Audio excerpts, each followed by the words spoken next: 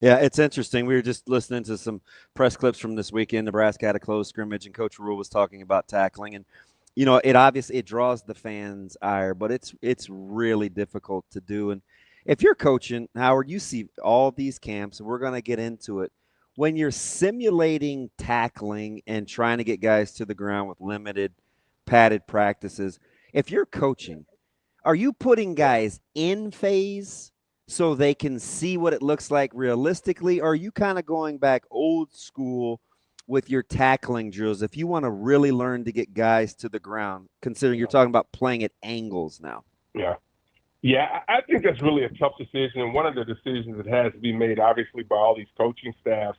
But it also a lot has to do with what type of team you have. Do you have a veteran team that's played a lot of snaps, or do you have a young team that's really going to need to get some of those skill sets developed? And you look at Nebraska, when you look at the veterans that they have, particularly on the back end, those guys have played a lot of football, and so you would believe that they can get in the phase and be able to do the things that they need to. Because the bottom line is you're trying to get these guys to opening week. And now with the 12-team playoff, you need to have so much more depth. Yeah. And I think that's one of the things that I'm noticing from teams that really have an opportunity to go deep. Right? Look, everybody believes they do, but the reality is that all of them don't. And you can tell the ones that do, and they have to continue to build that depth. I mean, you look at Ohio State, use them as an example of all the injuries they had on that offensive line last year. They were able to have younger guys and some other guys be able to step up and fill in.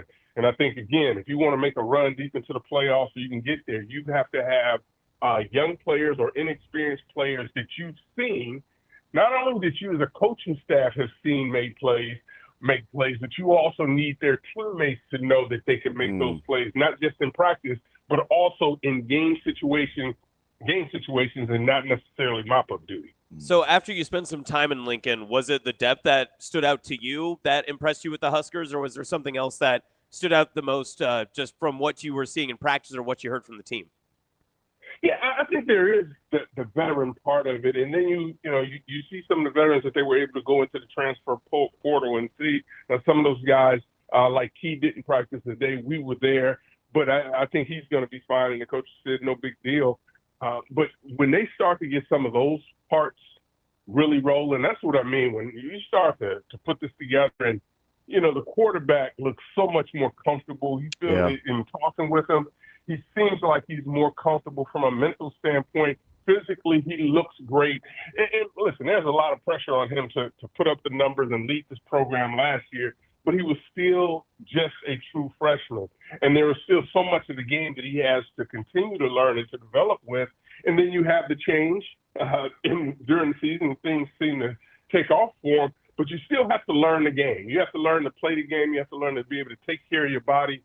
And as a true freshman, it's a lot of things flying at you. So to see him more relaxed in this environment, in this camp that we saw him, and also getting the opportunity to talk with him, he just feels more confident. And when you have a quarterback that has that type of confidence, not the arrogance part of it, but the confidence, and you see the other guys that are willing to follow and really willing to get on board, and you look at the offensive line, I really like just where they're going and how they're developing. Still got to go play those games. Still got to win the close games. But I think that's something that they have to get over. And as Coach Rhule talked about, listen, we point to all those close games, right? And he's been really clear. He said we probably weren't good enough. We probably got those games closer because, they may have been blowouts at the time and we were able to get back into them, but we need to be better. And he feels like this team is a lot better than they have been in the previous year. I'm going to stay with the Huskers just for a sec before I go big picture. Last couple of weeks, I've been talking about are we just kind of gun shy as a fan base where it's been a little bit of a sore spot up front in terms of what we've been able to do and accomplish the last handful of years. I actually think the offensive line, for the first time in a long time, is a position of strength. I think they're deep. I think they're big. They're strong. They're athletic. You got guys with game experience.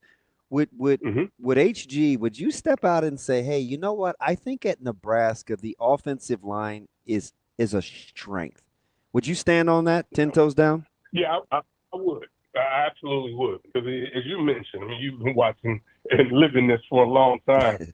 this is a much better line. And I think it also speaks to just how quickly you can change your fortunes in the transfer portal when you get the right guys back into your program and get those guys to gel as quickly as they can.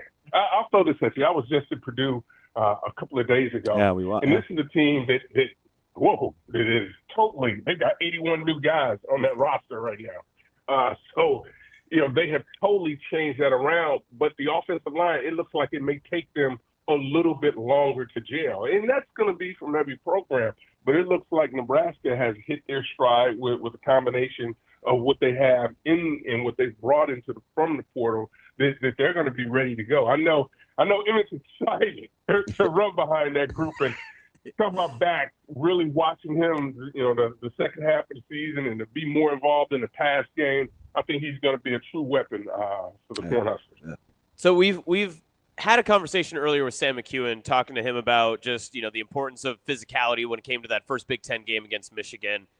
Did you get the sense that Nebraska's physicality matches where their offensive line play is at? Because there's been a lot of talk. Give and take, a lot of local talk about the defensive line, offensive line, strengths of the team, that sort of stuff. But does the team have the overall physicality to match up in the Big Ten for the upcoming season? Yeah, I think when you talk about physicality, that's also the way you play the game or the way the game is called, right? I think you can get into a situation where you want to take an advantage and be able to throw it around and take advantage of matchups that you may have outside. But when you start talking about a team being physical, what's happening on first down? What does it look like? Can they line up and punch the team in the mouth that's across the ball, however? Whether particularly in the run game, or what happens when it's 3rd and 2? What is your play call? What are some of the things you're looking at? Do you have an advantage? And those are things that, quite frankly, we're not going to know. We're not going to know that because one of the things that happens, too, during this, we rarely see ones versus ones. We really don't get an opportunity for that one day that we're floating in and supposed to know all that we need to know about a team. We don't get a chance to see that a lot of times. So it's you can see just how they're operating when they go 9 on 7. That's a physical part of a drill. You can find out the toughness there. I think when you go watch pass rush drills, you can see the physicality in those situations as well. But as you start to get away from the football, you don't necessarily see that unless it's good on good. And I think those are things, as we go back, we mentioned tackling, it's one of those things that we don't really get a great gauge for until that first game. And that's one of those situations where, when you're tackling, you're taking everybody to the ground, you might be able to get a better idea of that. But the fact, at least from where I sit, you really don't get a good idea of that until you start to get put in some of those game situations versus good.